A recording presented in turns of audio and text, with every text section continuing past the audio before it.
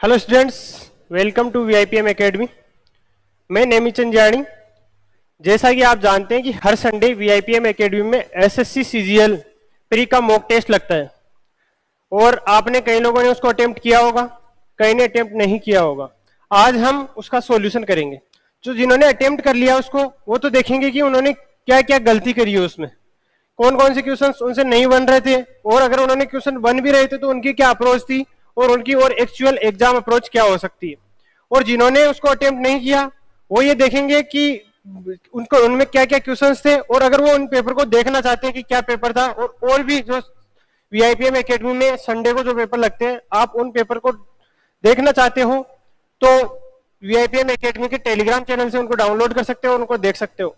Telegram channel का link आपको description में दिया गया है। आप तुरंत डिस्क्रिप्शन में जाइए और वहां से टेलीग्राम ज्वाइन करें।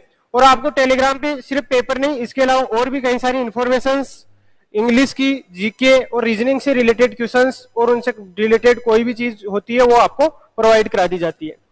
तो देखिए स्टूडेंट्स, जो आपको 9 जुलाई को भी पेपर हुआ है उसका सॉल्यूशन हम करने जा रहे हैं। तो आपके सामने है पहला क्वेश्चन। एक ट्रेन अपनी सामान्य गति से 1/3 से यात्रा करती है और इसलिए निर्धारित समय के 30 मिनट बाद अपने गंतव्य पर पहुंचती है।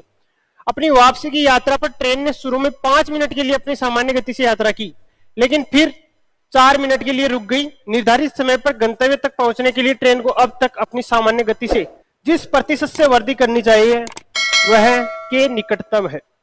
आपने क्वेश्चन को देखा, जैसे ही क्वेश्चन पढ़ा तो आपको लगा कि क्वेश्चन बहुत बड़ा है, लेकिन इसका सॉल्यूशन इतना बड़ा नहीं है, क्योंकि हम जो सॉल्व करेंगे वो हम शॉर्ट से शॉर्ट जो मेथड हो सकता है किसी क्वेश्चन का, उस मेथड से उसको सॉल्व करेंगे और वही अप्रोच अपने को एग्जाम में लेके जानी है।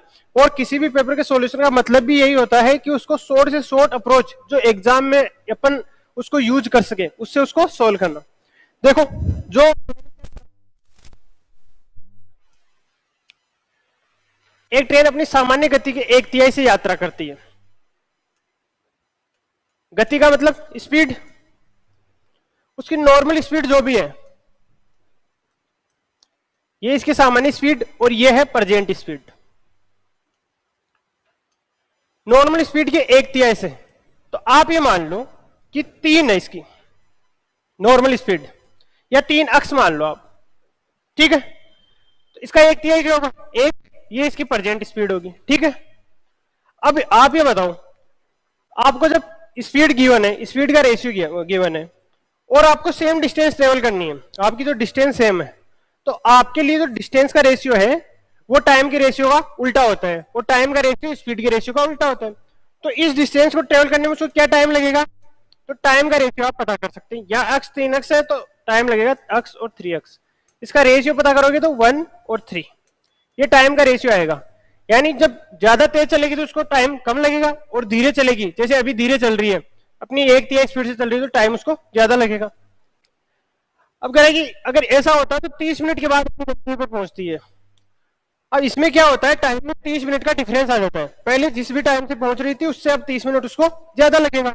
तो यहाँ पे देखो, इनमें डिफरेंस कितना है? 2 का डिफरेंस है, यही तो टाइम का डिफरेंस है। और ये एक्चुअल डिफरेंस कितना है? 30 मिनट। 30 मिनट ये एक्चुअल डिफरेंस है, ठीक है। तो यहां से एक की वैल्यू क्या जाएगी? 15 मिनट। इसका मतलब यहां जो नॉर्मल टाइम है वो कितना लगेगा? 15 मिनट, और बाद में टाइम लगेगा 45 मिनट। बाद में जो टाइम लगेगा वो लगेगा 45 मिनट और नॉर्मल टाइम लगेगा 15 मिनट। आ गया 30 मिनट का डिफरेंस। अब आप यहां स्पीड दी हुई है, डिस्टेंस कितनी होगी? चाहे तो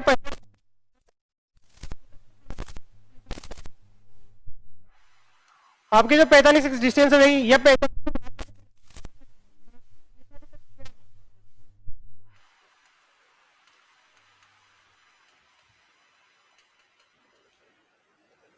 ठीक है।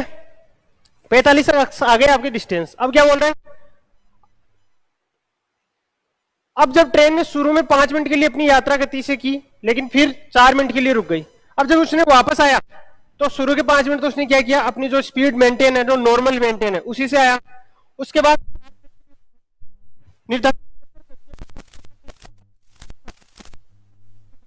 वह के निकटतम है, तो सामान्य स्पीड उसकी क्या है 3x है, और शुरू की 5 मिनट तो वो सही चली, तो इसका मतलब 15x तो सही चली। अब कितनी बच गई फिर भी 30x और चलना है उसको, 30x और चलना है। तो देखो अब 4 मिनट के लिए रुक गई, तो रुक गई उसका तो क्या ही काम,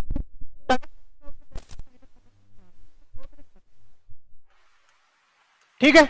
और उसको लगना कितना चाहिए 15 मिनट लगता है ना, कहना उसको वो 6 मिनट में ट्रेवल करे, सही है। तो ये उसका क्या है,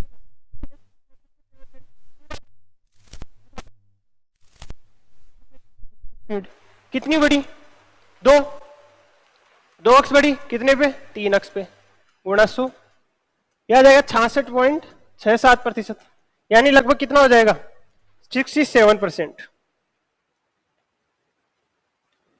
ऐसे इस क्वेश्चन को करना आपको बहुत ही आसान शब्दों में यह है कि पहले आपको स्पीड का रेशियो लेना है, स्पीड का उल्टा हो जाएगा टाइम का रेशियो, फिर इससे पता चल जाएगा टाइम की पहले टाइम कितना लग रहा है, बाद में टाइम कितना लग रहा है, फिर उस टाइम से टोटल डिस्टेंस निकाल लेंगे।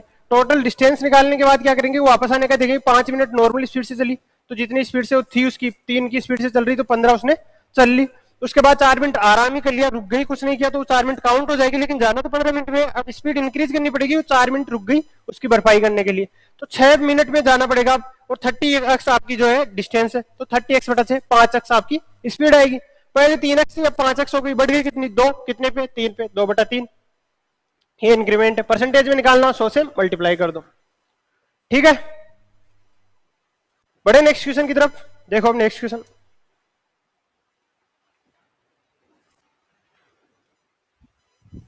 देखिए डीआई का क्वेश्चन है, नीचे दिया गया पाई चार्ट, ये पाई चार्ट आपको गिवन है, 2 पाई चार्ट है। पहला क्या बोल रहे हैं, प्रतिशत विवरण के बारे में दर्शाता है, यानी ये फॉरेन फंड से इतना परसेंट आ रहा है, इंडिविजुअल डोनेशन से इतना आ रहा है, कॉर्पोरेट फंड से आ रहा है, एनजीओ से आ रहा है, गवर्नमेंट से आ रहा है, ये फंड आ रहा है। और पाई चार्ट 2 क्या बता रहा है, कॉलेज के खर्च के परसेंट, और ये कॉलेज का खर्चा हो रहा है, ये तो फंड आ कुल फंड संग्रह, जितना फंड संग्रह उन्होंने खर्चा कर दिया, मतलब दोनों की इक्वल, दोनों इक्वल है, ठीक है। अब देखो ये कह रहा है कॉलेज फेस्ट पर किया गया खर्च, कॉलेज फेस्ट खर्च इसमें advertisement, books, salary, saving, sports, area, college fest. देखो 3% कॉलेज फेस्ट पे किया गया खर्च, खेल पर किया गया खर्च से, कहां पे स्पोर्ट्स एरा, स्पोर्ट्स में 4 है, स्पोर्ट्स में 4% है, तो कॉलेज भी किया गया तो खर्च बार, और यहां भी तो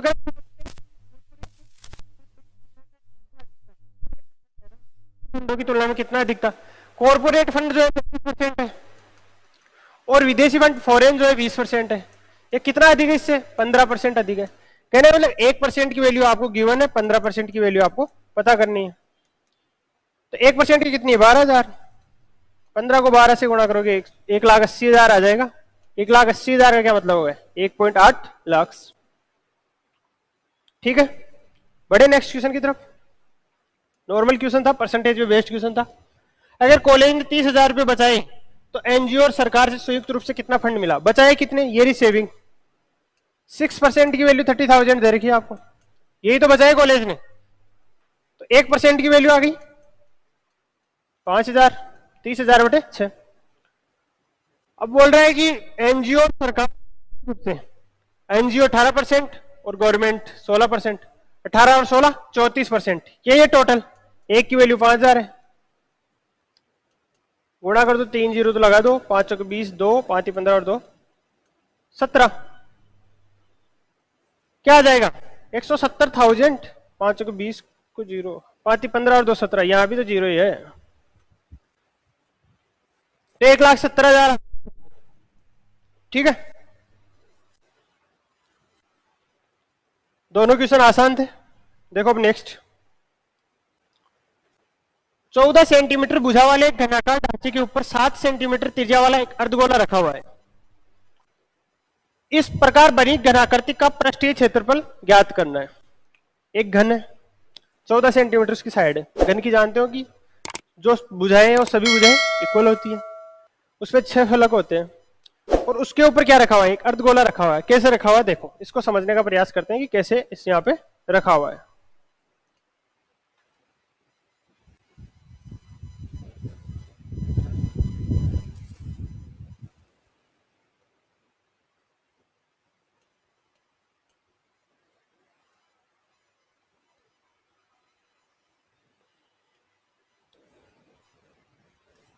ये घन है आपके सामने, इसके ऊपर गोला रखा हुआ है, यहाँ पे बीच पूरा कितना,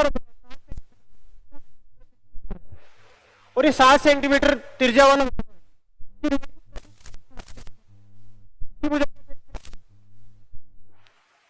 14 सेंटीमीटर। तो ठीक है, देखो ये फिर पूरे पे आ जाएगा क्योंकि उसका जो व्यास होगा वो 14 सेंटीमीटर हो जाएगा।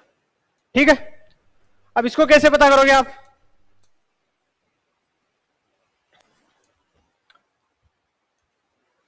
तो घन का क्या वो होता है, पृष्ठीय क्षेत्रफल।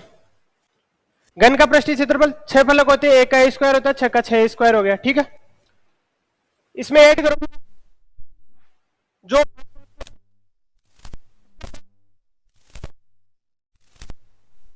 क्षेत्रफल, कौन सा, वक्र पृष्ठीय क्षेत्रफल। तो वक्र पृष्ठीय क्षेत्रफल क्या होता है, 2 पाई आर स्क्वायर। लेकिन इसमें से क्या कर दोगे आप, इसमें से एक ये कर दोगे कि जो ऊपर वाली सरफेस है, क्योंकि उसपे तो गोला रख दिया,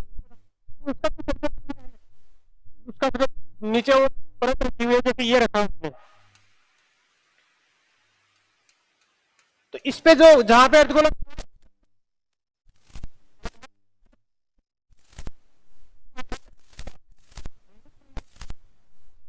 तो माइनस पाई आर स्क्वायर।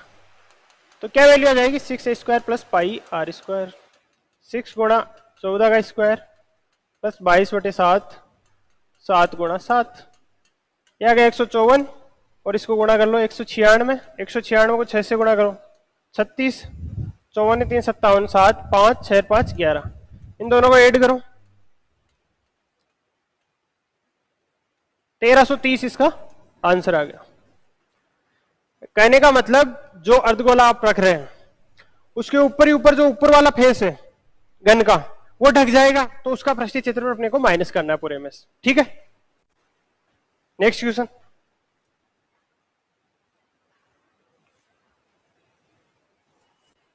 दो मजदूर ए तथा बी 5 दिनों में एक काम समाप्त कर सकते हैं। यदि ए 2 गुनी तेजी से काम करता है तो काम 3 दिनों में पूरा हो जाएगा। तो ए अकेला काम को कितने समय में पूरा करेगा। ठीक है, देखो ए और बी है, दोनों मिलके कितने दिनों में काम करते हैं, 5 दिनों में काम समाप्त कर सकते हैं। ये 5 दिनों में मिलके काम समाप्त कर सकते हैं। यदि ए ने अपनी 2 गुनी तेजी से काम किया, अपनी एफिशिएंसी डबल कर ली, मान लो 2a कर ली प्लस बी, अब कितने दिनों में काम हुआ, 3 दिनों में काम हुआ। तो टोटल वर्क निकालने के क्या करेंगे, इनका एलसीएम लेंगे, एलसीएम होगा 15। अब यहां जो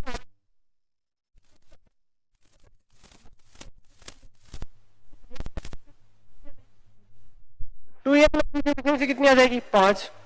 एक तरह से ये हो गया कि a प्लस बी की एफिशिएंसी जो है 3 है, और 2a प्लस बी की एफिशिएंसी 5 है। अब चाहे तो आप इनको सोल्व कर सकते हो, इसमें से इसको घटाओ 2a माइनस a हो जाएगा ना। तो यहां से आपको क्या पता चलेगा कि देखो a की एफिशिएंसी 2 आ जाएगी और b की 1, देखो 3 हो रहा है ना, और इसकी 2 और इसकी 1, यहां भी 5 को सेटिस्फाई कर रहा है। ये वैल्यू आप नॉर्मल इक्वेशन के हिसाब से भी निकाल सकते हो, हमने यहाँ पे देख ली, देखने से पता चल रही इसलिए वैल्यू रख ली।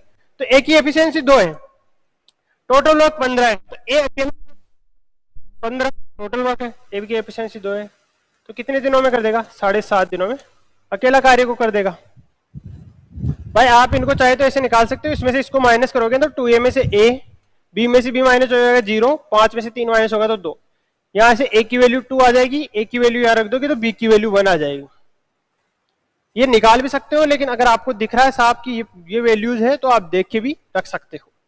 ठीक है, और जब उसकी एफिशिएंसी आ गई, एक दिन में 2 काम करता है, वो एफिशिएंसी का मतलब हुआ यही हुआ कि एक दिन में कितने काम करता है, एक दिन में वो 2 काम करता है, टोटल काम जो है 15 है, तो 15/2, 7 से ही 1/2, यानी 7.5 दिनों में अपना अकेला जब एक काम करेगा तो पूरा काम कर लेगा। ठीक है, बड़े नेक्स्ट क्वेश्चन की तरफ। 52 ताश के पत्तों के एक पैकेट में से 2 पत्ते एक साथ निकाल और एक के पान के होने की प्रायिकता ज्ञात कीजिए। देखो ताश में कितने पत्ते होते हैं? 52 होते हैं। ताश में टोटल जो पत्ते होते हैं वो 52, उसमें से एक साथ निकाल, एक के हुक्म के कितने होते हैं? 13 और पान के 13। ठीक है, तो 2 निकाले,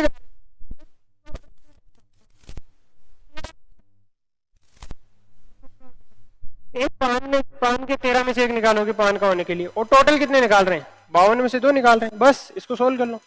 ऊपर तो एक एक बार 13 गुना 13 आ जाएगा क्योंकि C1 है लिखा हुआ है, नीचे 52 गुना 51, ऐसे तो खोलते हैं एनसीआर को, और बटा 2 आ जाएगा, ये बटा 2 आ जाएगा।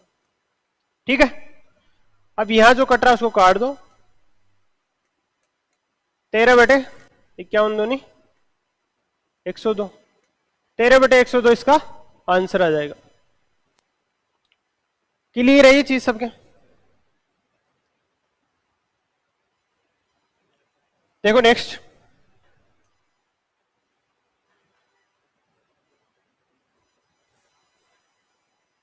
समचतुर्फलक की प्रत्येक भुजा 4 सेंटीमीटर है, तो आयतन ज्ञात कीजिए। एक आपको समचतुष्फलक दिया गया है, उसकी हर भुजा 4 सेंटीमीटर, तो आयतन ज्ञात करना है। देखो समचतुष्फलक जो होता है उसका डायरेक्ट आयतन का सूत्र होता है ए क्यूब। ए की वैल्यू 4 दे रखी है आपको,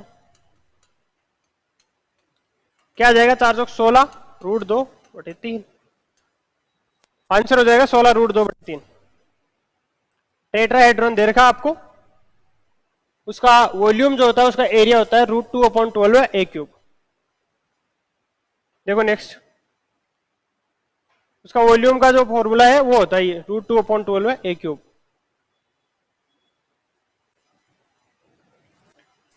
सैंतीस की पावर है 1000 को 9 से विभाजित करने के बाद शेषफल क्या होगा? 37 की पावर है 1000, 9 से डिवाइड करना है, तो रिमाइंडर क्या होगा? देखो 37 को आप 9 से डिवाइड करोगे तो क्या रिमाइंडर बचेगा? 1 बचेगा। अब 1 की पावर 1000, 1 के ऊपर कितनी भी पावर हो 1 ही आएगा, तो यही उसका रिमाइंडर बचेगा। चले नेक्स्ट, m संख्याओं का औसत n स्क्वायर है, तो n संख्याओं का औसत m स्क्वायर है। m प्लस n संख्याओं का औसत ज्ञात करो। m बटे n, m plus n, mn या m माइनस n।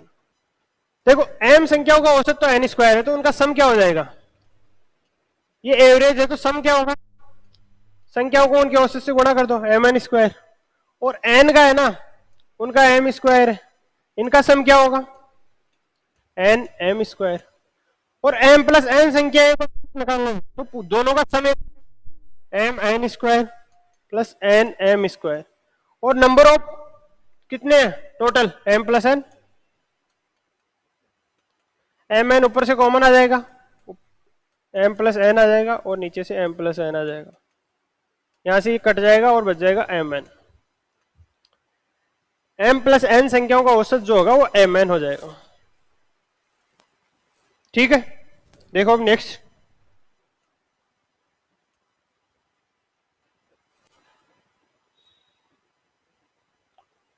निम्नलिखित आंकड़ों की माध्यिका ज्ञात कीजिए। 15, 30, 20, 10, 25, 35, 18, 21 और 28 की माध्यिका ज्ञात करनी है। तो किसी भी आंकड़ों की माध्यिका ज्ञात करने के लिए क्या करते हैं? उन आंकड़ों को पहले बढ़ते हुए क्रम में अरेंज करते हैं, और फिर जो मिडिल नंबर होता है वो चेक करते हैं। अगर विषम है तो जो मिडिल नंबर आ जाएगा, जैसे विषम में मान लो 8 9 आ गया, 9 विषम है, तो क्या करेंगे? उसमें 1 ऐड करके 2 का भाग दे देंगे, वो जो टर्म है वो उसकी मीडियन हो जाएगी।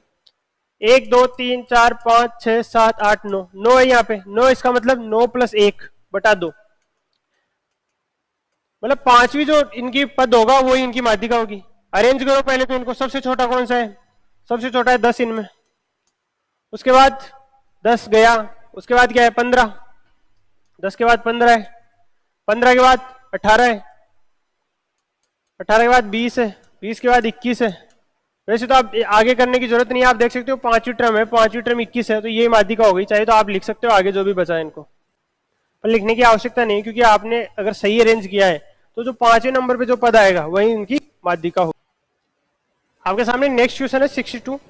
देखिए इसमें क्या करेंगे, आप किसी को भी इक्वल नहीं मान सकते, ए के बराबर बी नहीं मान सकते, बी के बराबर सी नहीं मान सकते, और ना ही किसी को जीरो मान सकते, क्योंकि जीरो मानोगे तो नीचे सारी वैल्यू क्या हो जाएगी, जीरो।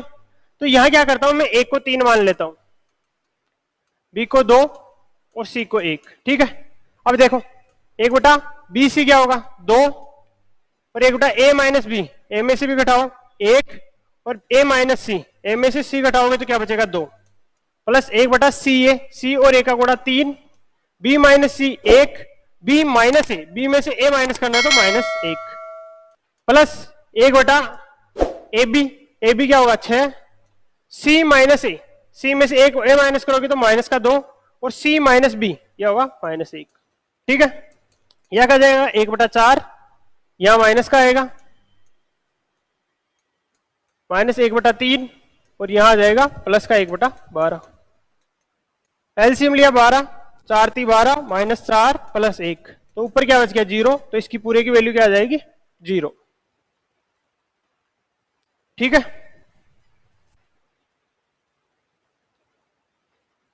अब देखो नेक्स्ट क्वेश्चन। कमल ने आरएस 6,800 उधार के रूप में लिए, जिनका ब्याज सहित 2 समान वार्षिक किस्तों में भुगतान किया जाना है। यदि वार्षिक रूप से संयोजित ब्याज की दर 12.5% है तो प्रत्येक किस्त की राशि ज्ञात कीजिए। देखो रेट क्या दी हुई है आपको 12.5%, इसका मतलब क्या होता है 1/8 इसकी फ्रैक्शन वैल्यू। कहने को अगर 8 रुपए दिए हैं तो अगले साल 9 लेगा, लेकिन 2 साल के लिए ब्याज में आप स्क्वायर करते हैं, और यही उसकी किस्त है तो किस्त को इक्वल करना होगा, दोनों साइड 9 से मल्टीप्लाई कर दो, यहां हो जाएगा 72, यहां हो जाएगा 81, 21 रुपए की उसने किस्त कर ली। ठीक है, यह है टोटल रकम, और यह है टोटल किस्त के रूप में जो ब्याज के सहित उसने दिया। ठीक है, और किस्त एक किस्त 81 रुपए की है, 6800 रुपए उधार लिए, 136 की वैल्यू है 6,800। ठीक है, तो प्रत्येक किस्त की राशि ज्ञात कीजिए। 81 की आपको वैल्यू पता करनी है, तो एक की वैल्यू क्या हो जाएगी, और 81 की आपको वैल्यू पता करनी है। 2 50 बार, 81 को 5 से मल्टीप्लाई कर दो, 5 और 8 पंजे 40, और लास्ट में 0 लगा हुआ है, 4050 क्या हो जाएगी, किस्त की वैल्यू हो जाएगी 4050। देखो नेक्स्ट, यदि x प्लस 1/x बराबर 5/2 हो तो x की पावर 4 माइनस 1/x की घात 4 किसके बराबर है। देखो इसको क्या कर लिखोगे आप,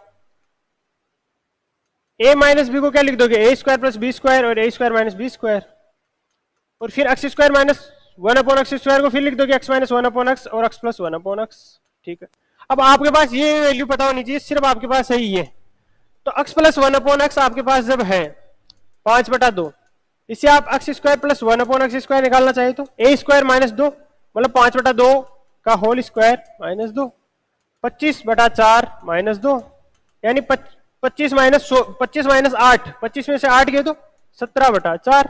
ठीक है, और x माइनस 1/x इससे निकालना चाहे तो क्या होता है, रूट में इसका स्क्वायर -4, तो 25/4 -4 का रूट 4 चौक 16, 25 में से 16 गए तो 9/, रूट क्या होगा 3/2, ये हो गया x माइनस 1/x। सब वैल्यू यहाँ रख दो, इसकी वैल्यू आ गई 17/4, इसकी वैल्यू आ गई 3/2, और x प्लस 1/x की वैल्यू आ गई 5/2।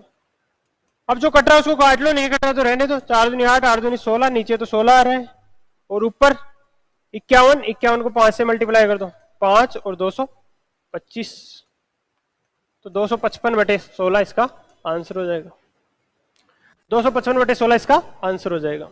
ठीक है, देखो नेक्स्ट क्वेश्चन, 1000 रुपए की राशि का कुछ भाग 8% तथा शेष भाग 10% वार्षिक ब्याज की दर से उधार दिया जाता है। यदि कुल वार्षिक आय 9.2% होती है तब दोनों भागों की राशि है। देखो इस प्रकार के क्वेश्चन को हमेशा एलिगेशन से करते हैं। एक भाग है 8% पे, दूसरा है 10% पे, और कुल वार्षिक आय कितनी आ रही है 9.2%। तो अब जो रेशियो आएगा वो उसी राशि का रेशियो आएगा जिस राशि को उसने ब्याज पे दिया है अलग अलग तौर पे। देखो यहां से क्या आया 1.2, यहां से 0.8, पॉइंट हटाया, 4 दूनी 8, 4 × 12, 2 और 3 उस राशि का रेशियो आ गया, राशि टोटल आ जाए की वैल्यू हो जाए एक की वैल्यू 200 है, तो 2 की 400 और 3 की 600, तो 400 और 600 इसका आंसर हो जाएगा। ठीक है, देखो नेक्स्ट क्वेश्चन। यदि 6 प्लस 8 टेन थीटा बराबर सेक थीटा और 8 माइनस 6 टेन थीटा बराबर के सेक थीटा हो तो के स्क्वायर का मान ज्ञात करें। इधर का स्क्वायर करके और उसका स्क्वायर करके दोनों को जोड़ दो। 6 का स्क्वायर 36, 8 टेन थीटा का स्क्वायर 64 टेन स्क्वायर थीटा बराबर क्या आ जाएगा, सेक स्क्वायर थीटा। उधर स्क्वायर करो, 8 का स्क्वायर 64 और यहां क्या आएगा बीच में, ये भी देखो 8 6 48 दूना 96 टेन थीटा, 2ab है ना, सेक स्क्वायर थीटा। 64 प्लस 36 टेन स्क्वायर थीटा, वही 2ab, 48 दूना 96 टेन थीटा, लेकिन माइनस में आएगा इस बार और आगे आ जाएगा के square sec square theta. Add करोगे दोनों को तो 36 और 64 100, 36 और 64 100 टेन स्क्वायर थीटा, ये कट जाएगा इक्वल है, और के स्क्वायर सेक स्क्वायर थीटा और प्लस सेक स्क्वायर थीटा, तो यहां से के सेक स्क्वायर थीटा आप कॉमन ले लोगे तो क्या आ जाएगा, के स्क्वायर प्लस 1। ठीक है, यहां से 100 कॉमन लोगे तो 1 प्लस टेन स्क्वायर थीटा आएगा, और 1 प्लस टेन स्क्वायर थीटा क्या होता है, सेक स्क्वायर थीटा, तो इसकी जगह लिख दोगे आप 100 सेक स्क्वायर थीटा। यहां लिख दोगे सेक स्क्वायर थीटा के स्क्वायर प्लस 1, 100 इक्वल टू के स्क्वायर प्लस 1, और के स्क्वायर इक्वल टू 100 माइनस 1 99, के स्क्वायर ही वैल्यू आपको पूछी है। ठीक है, चले नेक्स्ट क्वेश्चन की तरफ। देखो नेक्स्ट क्वेश्चन, अब देखो नेक्स्ट क्वेश्चन। यदि किस भिन्न का अंश 20% बढ़ा दिया जाए तथा हर 5% घटा दिया जाए तो भिन्न हो जाती है, तो वास्तविक भिन्न क्या है, भिन्न यहां लिखो 5/2 हो जाती है। ठीक है, अंश 20% बढ़ा दिया, 20% का मतलब 1/5, तो 1 बढ़ गया तो 6, मान लो कि अक्ष थी तो 6x/5 हो गया ऊपर। हर में 5% घटा दिया जाए तो 20%, 5% का वैल्यू क्या है 1/20, तो 20 में से 1 घटाए तो मान लो 19y/20 हो गए, और इसकी वैल्यू 5/2। देखो जो कट रहा है उसको काट सकते हैं आप, या ऐसे लिख लो 20/19y बराबर 5/2, और आपकी भिन्न जो है x/y है, 5 चौके 20, 24x/19y इक्वल टू 5/2, और अक्ष बाई वाई क्या हो जाएगा 19, यहाँ 5 से गुणा हो जाएगा 95/48, तो ये हो जाएगा 95/48 अक्ष बटा वाई, यही आपकी भिन्न है, अक्ष वाई आपकी भिन्न अक्ष बटा वाई। देखो नेक्स्ट, एक समकोण त्रिभुज की भुजाएं ये दे रखी है आपको, अक्ष -1 अक्ष -18 के अनुपात में, तो त्रिभुज का परिमाप क्या है। देखिए बहुत ज्यादा इसमें सोचने की जरूरत नहीं है, अगर आप करना चाहे तो नॉर्मली क्या करोगे, अक्ष स्क्वायर x -1 का होल स्क्वायर, वो तीसरी भुजा के स्क्वायर के इक्वल होना चाहिए, लेकिन आप सीधा देख सकते हो, आपको अगर दिख रहा हो कि ऐसी कंडीशन क्या होती है जिनमें 1 का अंतर होता है, 1 का अंतर आप जानते हो 24 और 25 में होता है, और दूसरी क्या होती है 7, तो दूसरी 25 में से 7 का देंगे तो आगे ना 18, इसका मतलब ये 25 है और ये 25 - 1 है और ये 25 - 18 है। ठीक है, आगे ही आपके पास वैल्यूज, तो त्रिभुज का परिमाप क्या होगा, ऐड कर लो इनको, ये होगा त्रिभुज का परिमाप, यहां होगा 49 और 7 56, आंसर हो जाएगा 56। ठीक है, देखो नेक्स्ट, एक सेल्समैन को आरएस 10,000 की बिक्री पर 5 से 1/2% उससे ऊपर की बिक्री पर बोनस के रूप में ½ % अधिक की कमीशन मिलती है, यदि उसके कुल कमीशन आरएस 1990 तो उसका बिक्री ज्ञात कीजिए। ठीक है, देखो 10,000 की बिक्री तक तो 5.5% मिलता है, तो पहले 10,000 का मान लो उसने सेल किया तो उस पर 5.5% मतलब 5 दूनी 10 और 11/2%, यह उसने कमीशन ले ली, कितनी आ गई है 550 रुपए की उसने कमीशन ले ली, लेकिन टोटल कितनी है 1990, तो 1990 में से आप 550 को मतलब 1440 की कमीशन और बची है, और उस 1440 जो कमीशन मिली है उनको वो किस परसेंटेज से मिली है, ½ % अधिक, मतलब पहले आपको 100 की वैल्यू पता करनी है, ये हो गया 24,000 रुपए। तो 6% से तो 24,000 और 5.5% से 10,000, तो टोटल कितना हो गया? 24 और 10 34,000 रुपए। ठीक है, देखो next, find the value of this. तो आप क्या करोगे, जब भी लिखो तो अगर आप परिमेयकरण करोगे तो माइनस से बचने के लिए आप क्या करोगे, बड़ी वाली पहले लिख दोगे। तो इसका परिमेयकरण क्या होगा? 1/1 प्लस √2 का, इसका होगा √2 - 1 और √2 - 1 a square minus b square. तो नीचे हमेशा देखो एक बन जाएगा क्योंकि सबके बीच डिफरेंस एक है, तो यही लिखते जाओगे। पहले क्या लिखोगे? √2 - 1। अब आगे लिखते जाओगे, कटते जाएंगे, और यहां क्या लिखोगे? √100 - 99। तो जब माइनस माइनस सब कट जाएंगे इस यहां तक, ये √2 कट जाएगा, यहाँ √2 से ये कट जाएगा, आपके सामने क्या बचेगा? आपके पास बचेगा -1 और प्लस √100। √100 मतलब 10, तो -1 प्लस 10, ये बचेगा सिर्फ 9। 9 इसका आंसर हो जाएगा। ठीक है, देखो नेक्स्ट, पवन कोल एक निवेश पर 15% लाभ कमाता है लेकिन दूसरे निवेश पर उसे 10% हानि होती है। यदि दो निवेशों का अनुपात 3:5 है तो कुल प्रतिशत हानि ज्ञात करो। कैसे पता करोगे इसकी कुल प्रतिशत हानि? दो निवेशों का अनुपात आपको 3 और 5 दे रखा है। पहले पे क्या कर रहा है, एक निवेश पे 15% का लाभ कमाता है लेकिन दूसरे निवेश पर 10% की हानि। पहले पे 15% का प्रॉफिट कमा रहा है प्लस, और इसमें -10, ऐसे लिख लो। ये डेविएशन मेथड होता है, इससे कर सकते हो 45% यहाँ पे -50%, तो ओवरऑल माइनस का 5%। कितने पर? 5, 3, 8 पर, तो -5/8 उसकी प्रतिशत हानि होगी। ये -5/8% उसको हानि होगी। ठीक है, देखो नेक्स्ट क्वेश्चन, यदि एक गोले की त्रिज्या परिमेय है तो निम्नलिखित में से कौन से कथन सही है? इसका पृष्ठीय क्षेत्रफल, गोले का पृष्ठीय क्षेत्रफल क्या होता है? 4πr²। इसका आयतन, गोले का आयतन क्या होता है? 4/3 πr³। सही है। अब देखो ये परिमेय है, और पाई क्या होती है? पाई होती है अपरिमेय। तो कोई भी अपरिमेय संख्या परिमेय संख्या से गुणा होगी तो वो अपरिमेय रहेगी, क्योंकि उसमें वो अपरिमेय वाली वैल्यू रहेगी। तो इसका मतलब दोनों ही अपरिमेय होगी, तो दोनों ही क्या है इसमें गलत है, तो न तो एक और नहीं दो।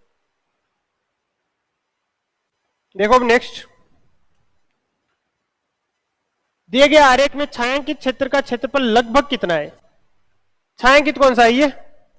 इसका मतलब वर्त में से आयत का माइनस कर दे तो छायांकित आ जाएगा। अब वर्त का कैसे पता करें? ये क्या है? आयत का विकर्ण, तो ये कितना होगा? 8² प्लस 6²। 100 का क्या हो जाएगा? 10। ये 10 है। ये क्या है? वर्त का व्यास भी है।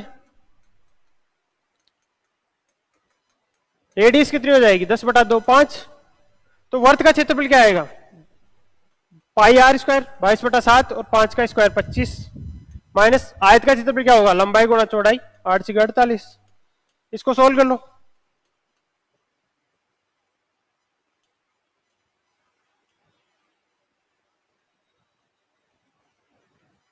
पाँच 550/7 में से 48 माइनस करना आपको। यहां सोल्व करो इसको, 7 को 7 बार दोगे 49, फिर 6 0 7 8 56, 4 0 7 में 35 माइनस 48, क्योंकि आपको अप्रोक्सीमेट पता करना है। तो 78 में से 48 गए तो 30.5, ये होगी इसकी वैल्यू। ठीक है, चलिए नेक्स्ट क्वेश्चन की तरफ।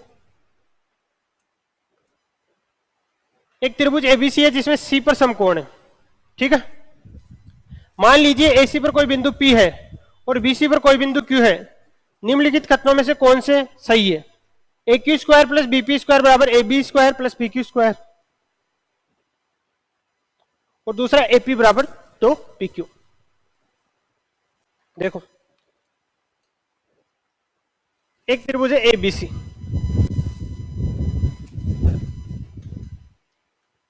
सी पर समकोण है। ये जो है सी पर समकोण है, ऐसे।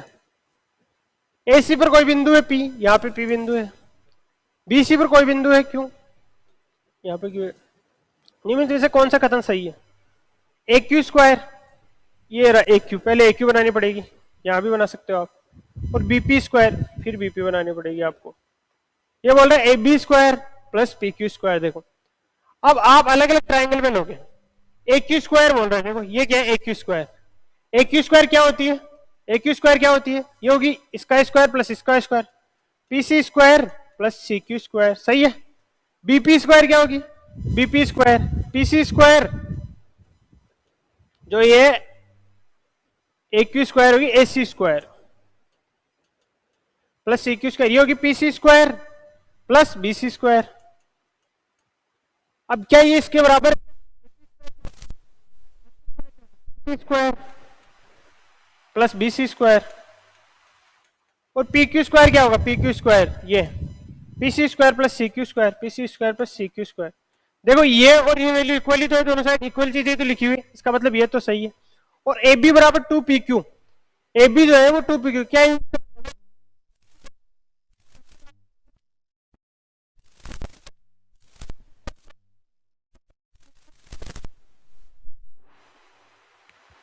ठीक है, तो बढ़े नेक्स्ट क्वेश्चन की तरफ।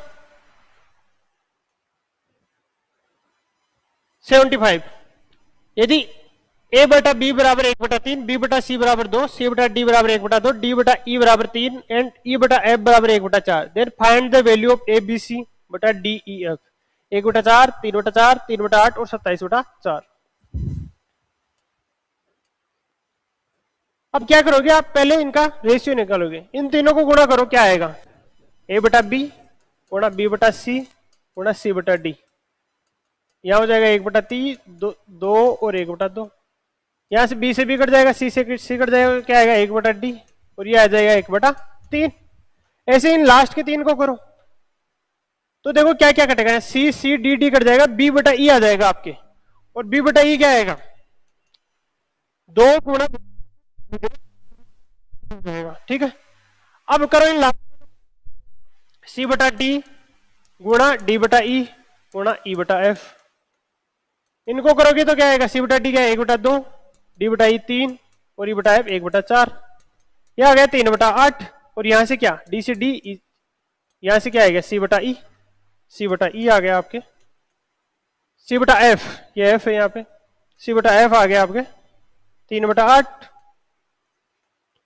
अब देखो ये क्या है, ए बी सी बटा डी, इसका मतलब अब इन तीनों को गुणा कर दो तो ऊपर ऊपर आ जाएगा और नीचे आ जाएगा डी ई एफ, और इसको गुणा कर दो 1/3 गुणा 3 गुणा 3/8 से, क्या आ जाएगा आपके 3/8। ठीक है, तो ये थे आज के पेपर के सॉल्यूशन। देखा हमने हर क्वेश्चन को एग्जाम अप्रोच से, जो इनका शॉर्ट मेथड हो सकता है उससे किया। आप ये बोलोगे कि कई क्वेश्चंस के आपने बहुत ही ज्यादा शॉर्ट किए, तो एग्जाम में वही अप्रोच रखनी है। और हम जब एक पेपर को सोल्व करते हैं, आपने जब कॉन्सेप्ट को पढ़ा, बेसिक से पढ़ा, तब आपने उस क्वेश्चन को बहुत डिटेल में किया, जिसके उसके जितने मेथड हो सकते थे उन सब मेथड से किया। पर जब आपको एग्जाम में करना तो उनमें से जो शॉर्टेस्ट मेथड है उसको करना है। तो मैंने उसी तरह से इस पेपर को सोल्व किया है, कराया है आपको, कि जैसे कि इसको एग्जाम में सोल्व किया जा रहा है। तो बताइएगा कमेंट, और लाइक शेयर और सब्सक्राइब करना चैनल को, और बताना कैसी लगी क्लास, और क्या इंप्रूवमेंट इसमें किया जा सकता है। Thank you all of you.